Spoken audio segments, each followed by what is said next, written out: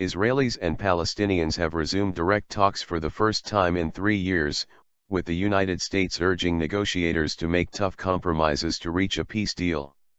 Israeli chief negotiator Tzipi Livni and her Palestinian counterpart Saeb Erakat sat side by side opposite top U.S. diplomat John Kerry to share a traditional Muslim iftar meal in Washington, D.C. on Monday.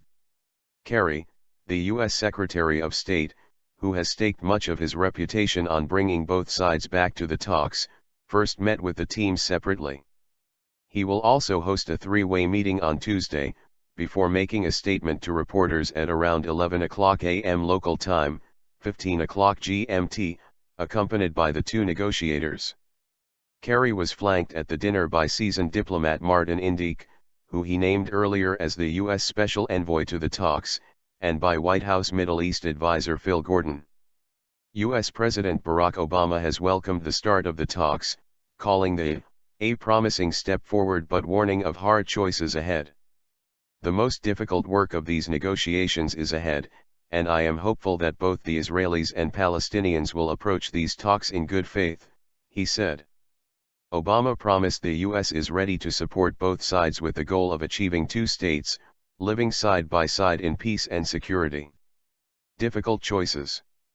Kerry also warned that many difficult choices lie ahead for the negotiators and for the leaders as we seek reasonable compromises on tough, complicated, emotional and symbolic issues. I think reasonable compromise has to be a keystone of all of this effort. In a final solution, we would not see the presence of a single Israeli, civilian or soldier, on our lands. Mahmoud Abbas, Palestinian president. The two sides have agreed to continue talking for at least 9 months, a State Department official said.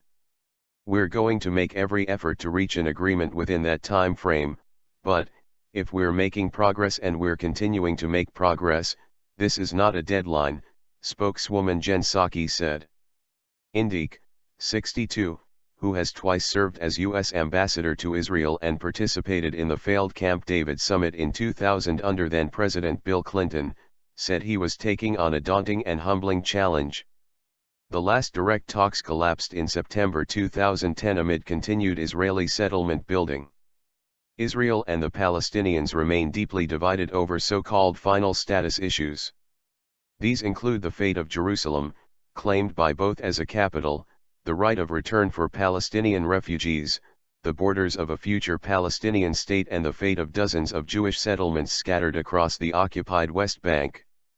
Livni, speaking earlier after meeting UN Chief Ban Ki-moon in New York, said the path ahead was going to be very tough and problematic. The meeting is to define what will come next in the negotiations, senior Palestinian official Hanan Ashrawi told AFP.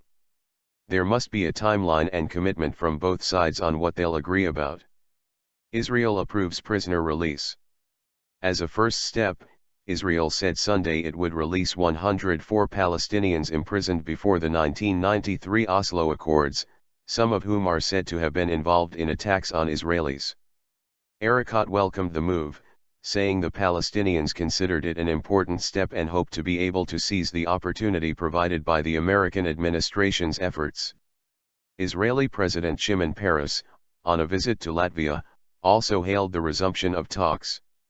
We want to establish a two-state solution of a Palestinian state beside the State of Israel, living in peace and friendship and bringing an end to all conflict, which is so necessary today for all the people in the Middle East, he said. On Monday, Palestinian President Mahmoud Abbas sought to lay out his vision for the talks, asserting that no Israeli settlers or border forces should be allowed to remain in a future Palestinian state, and reiterated the Palestinian position that the 1967 borders were non-negotiable. Abbas's firm statements appeared to challenge mediator Kerry's hopes that the terms of the talks be kept secret. In a final solution, we would not see the presence of a single Israeli, civilian or soldier, on our lands, Abbas told Egyptian journalists in Cairo where he met Egypt's interim president Adli Mansour.